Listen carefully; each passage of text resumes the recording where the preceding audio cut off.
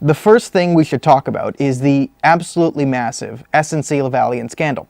So here's what it is. What is SNC Lavalin? It is a Quebec construction company. Quebec construction companies are known for, how we say, mafia-style corruption.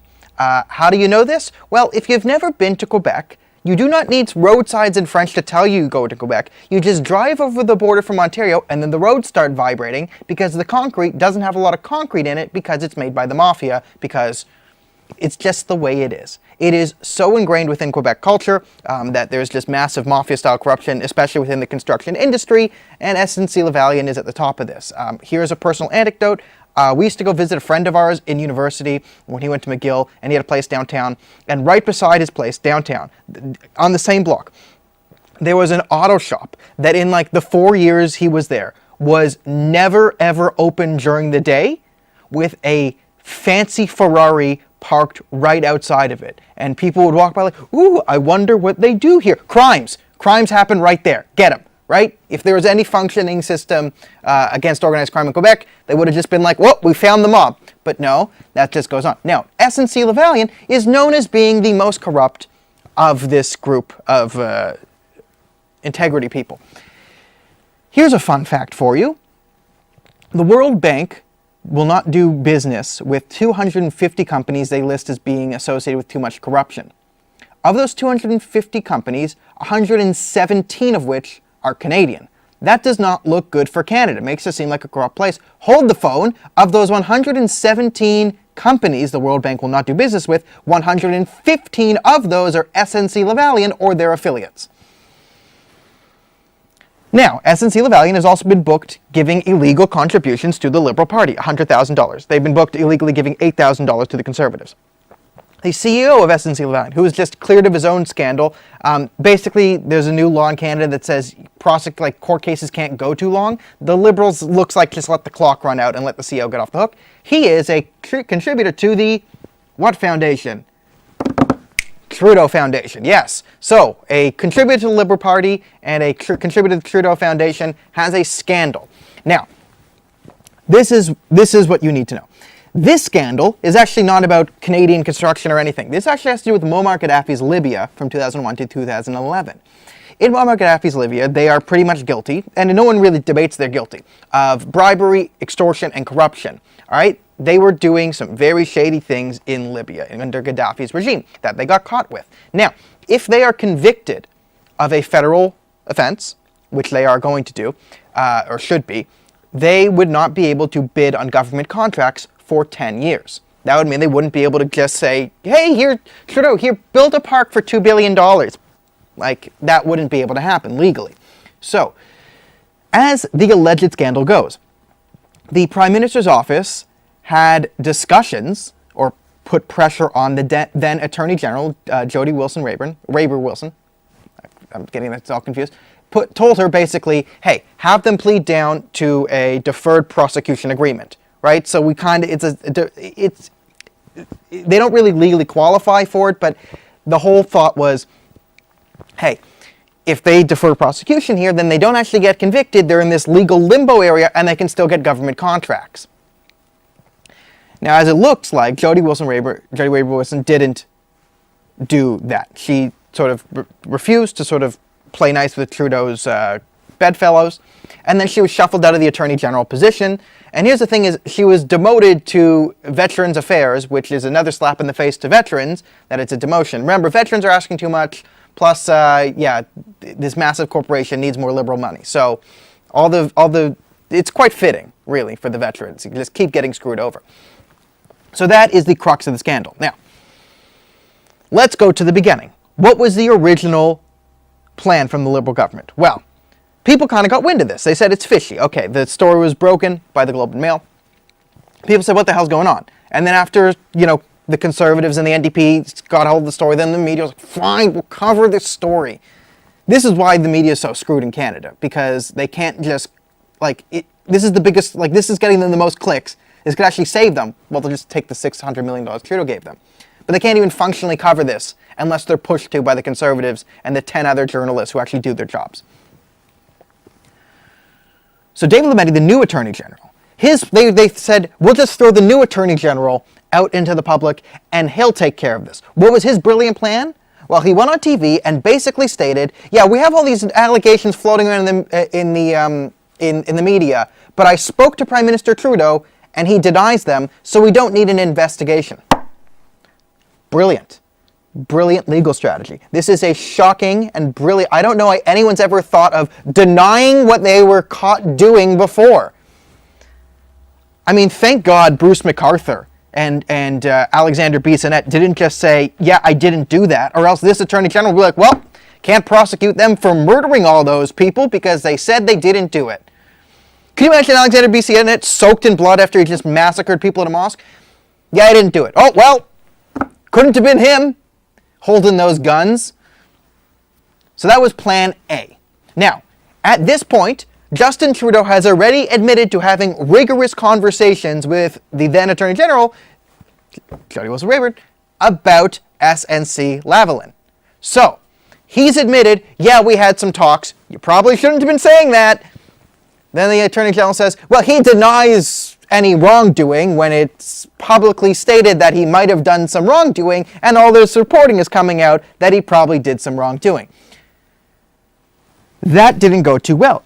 Believe it or not, Canadians have an IQ above -4. So, Canadians saw through attempt number 1. Now, they were like, should we hold an investigation? Should we maybe? And then everyone's like, yeah, you should. Plan B, in the interim. Okay, let's have a smear campaign against Jody Raybolt-Wilson and just say things like she was really difficult to work with, she didn't have a lot of integrity, she was out for herself, right? There's this whisper campaign against her. And at the time, she's under what is then attorney-client privilege. Now, I'm not going to get into the complicated legal dealings of, is she really the government's lawyer? Does it bind her? There's another thing, if Trudeau talks about the conversation they had, does that void attorney-client privilege? All you need to know is she wasn't able to talk, or doesn't think she'll be able to talk, or is afraid that if she does talk, they'll try and get her on a technicality. All of these are valid concerns. She is holding her saying, like, I'm not saying anything, taking the high road.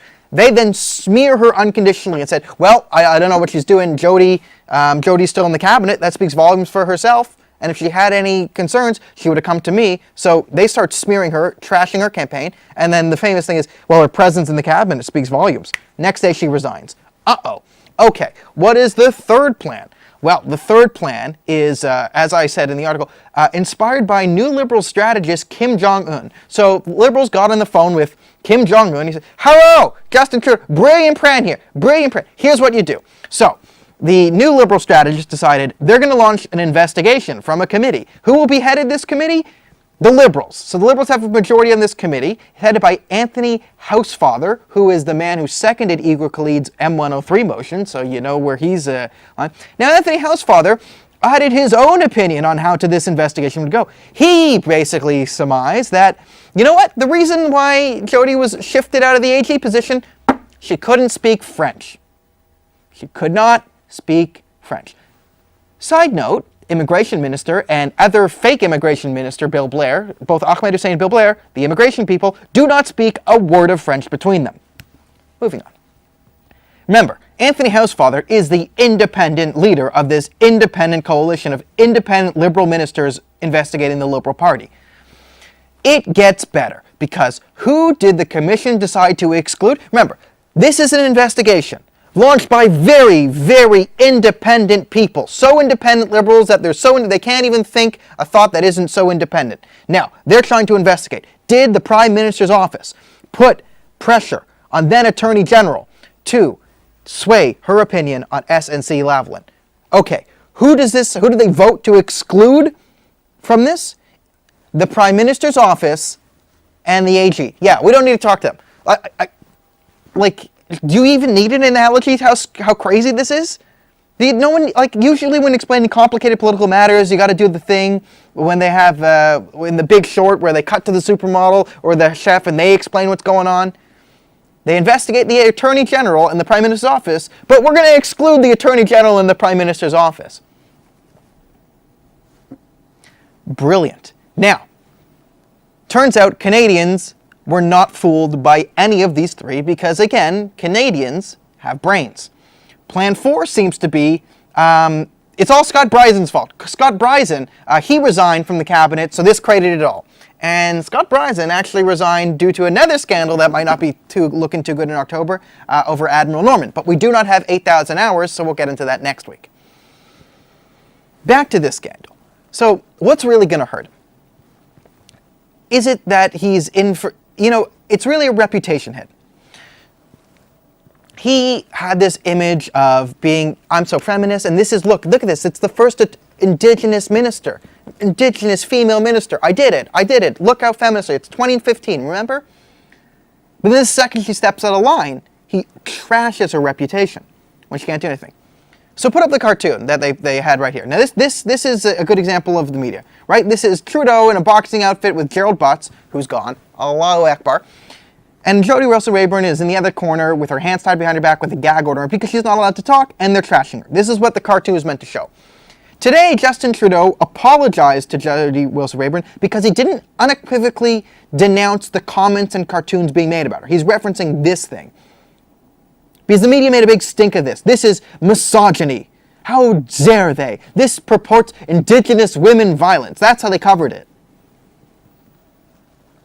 No wonder why no one trusts them. But this could really take his hit because it's sort of things like this in the India trip. The India trip probably will do more political damage to him than anything else. And it wasn't so much that he met with a terrorist, because people who don't like terrorism don't vote Justin Trudeau anyway. It's that he looked like a complete ass dancing around India, coming off the plane, like do do do do do do do, and Indians like, yeah, we don't do that. That's like a caricature of a cartoon version of an Indian person. And he was like, and then he danced around, and everyone's like, no, we don't. We're serious people. Like, yeah, sometimes we wear different outfits, but like, no, we don't do that. Like, look, I'm wearing a suit right now, and he's wearing a costume, right? It made it feel like he couldn't be taken seriously on the public stage, right? The whole thing was like, oh, we need a better reputation. He lost that in India, and he has this reputation, I'm a feminist, until you step out of line. I'm for Indigenous people until you step out of line. So that's Justin Trudeau. That's his lovely attitude towards the SNC Lavalin scandal. So that's where we are now, is today, to bring you up to February 20th, there was now a motion in the House of Commons about an hour before I came on, an hour and a half maybe, and it was to remove the gag order from Jody Wilson-Rayburn. She went up and said, hey, I have a lot to say, but I'm under gag, I can't do it. Got an applause from the Conservatives, the NDP, and a bipartisan motion launched by the Conservatives and the NDP got support from the Conservatives, the NDP, the Bloc, Elizabeth May, Maxime Bernier, to lift the gag order, to remove attorney-client privilege from the former Attorney General. Now, she actually did the right thing. She said, I can't vote on this because I have conflict of interest. It involves me. I shouldn't be voting. Guess who voted on this, even though he shouldn't? Justin Trudeau actually voted. He didn't even need to. He had forced the entire Liberal caucus. They voted it down. Right? We got nothing to hide, which is why she's not allowed to say anything. Ha! Sunny ways indeed. He voted it down, even though he should have a conflict of interest. This is how stupid and inconsiderate and just, this guy is.